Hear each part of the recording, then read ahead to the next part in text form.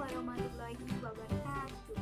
Hai teman-teman semua, kembali lagi di mata kuliah Psikologi Anak dan Remaja. Teman-teman, bagaimana nih kabarnya? Semoga sehat selalu dan bahagia selalu ya.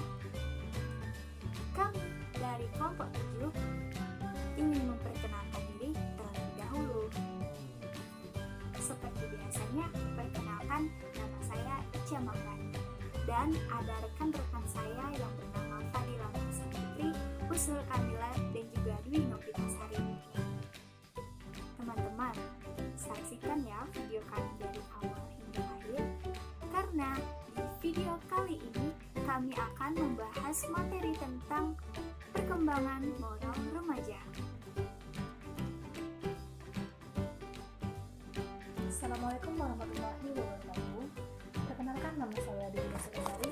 Di sini saya akan membahas materi mengenai yang pertama, pengertian nilai dan moral, dan yang kedua, teori perkembangan nilai dan moral. Baiklah, terlebih dahulu saya akan membahas materi mengenai apa itu pengertian nilai dan apa itu pengertian norma. Baiklah, pengertian nilai sendiri menurut Profesor Sinolomon di dalam buku Psikologi Perkembangan Peserta Didik bahwa nilai merupakan suatu yang diyakini keberadaannya, dipercayai dan dirasakan kegunaannya, serta diwujudkan dalam sikap atau perilakunya. Jadi nilai sendiri itu bersifat normatif, yaitu keharusan menuntut yang diwujudkan di dalam tingkah laku seseorang. Sedangkan pengertian moral sendiri merupakan suatu standar baik dan buruk yang ditentukan bagi individu sebagai anggota sosial. Moral sendiri merupakan kaidah norma dan pranata yang mengatur perilaku individu di dalam kehidupannya dengan kelompok sosial dan masyarakat.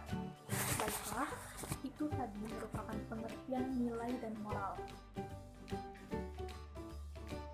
Baiklah, teori perkembangan nilai dan juga moral sendiri menurut Piaget dan Colbert, perkembangan moral berkorelasi dengan perkembangan kecerdasan individu, sehingga seharusnya bila perkembangan kecerdasan telah mencapai kematangan, maka perkembangan moral juga harus mencapai tingkat kematangannya juga.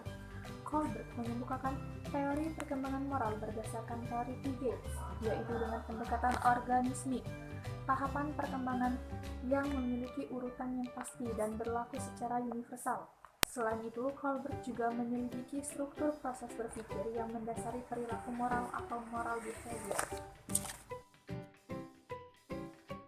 Kenalkan, nama saya Husnul Kamila. Di sini saya akan memaparkan materi tentang kekhasan tingkah laku sosial remaja. Karakteristik perkembangan moral. Karakter yang menonjol dalam perkembangan moral remaja adalah bahwa sesuai dengan tingkatan perkembangan kognisi yang mulai mencapai tahapan berpikir operasional formal, yakni yang pertama, mulai mampu berpikir abstrak.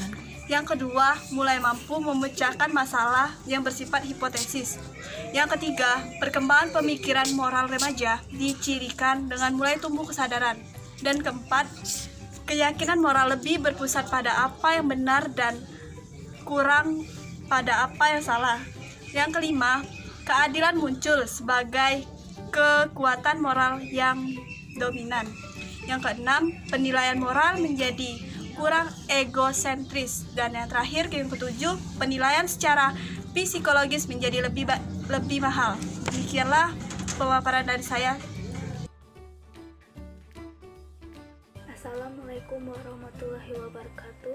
Saya Fadila Mesya Putri akan menyampaikan materi tentang faktor-faktor yang mempengaruhi nilai dan moral pada remaja. Faktor yang pertama yaitu lingkungan keluarga.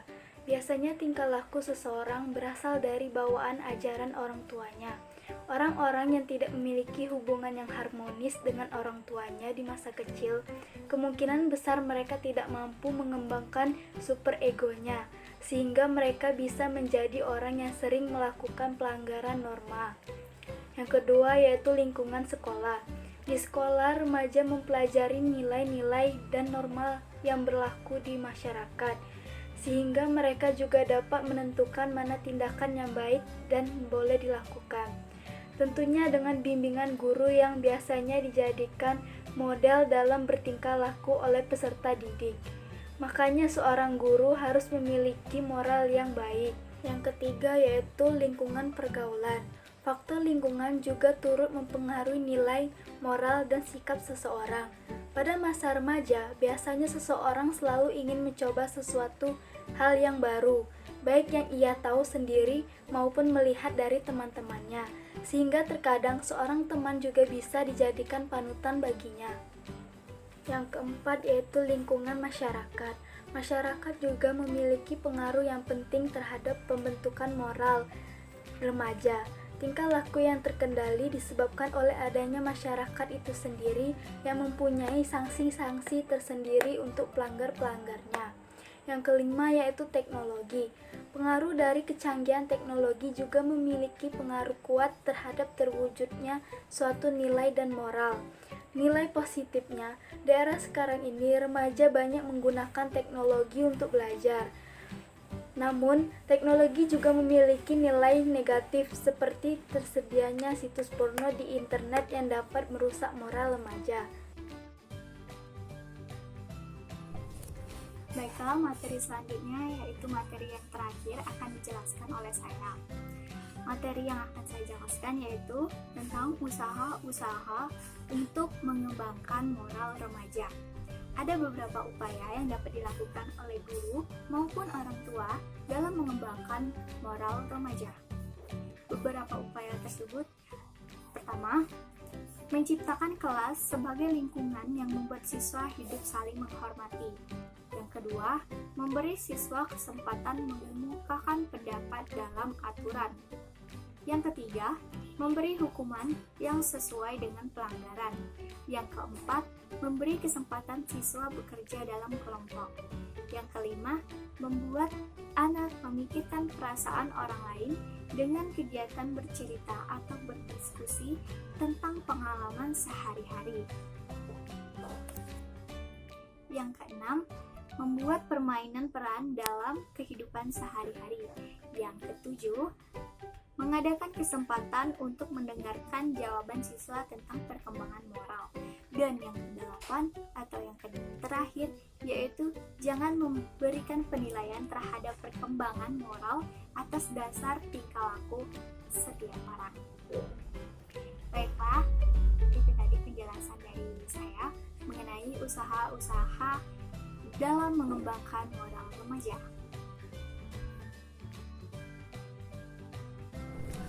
Baiklah teman-teman semua, itu tadi penjelasan dari kelompok kami mengenai materi perkembangan moral remaja. Kami mohon maaf apabila ada kekeliruan dalam perkataan kami. Terima kasih kepada teman-teman semua yang telah menyaksikan video kami dari awal hingga akhir. Sampai jumpa di pertemuan selanjutnya. Nantikan kami ya di video selanjutnya. Terima kasih. Wassalamualaikum warahmatullahi wabarakatuh.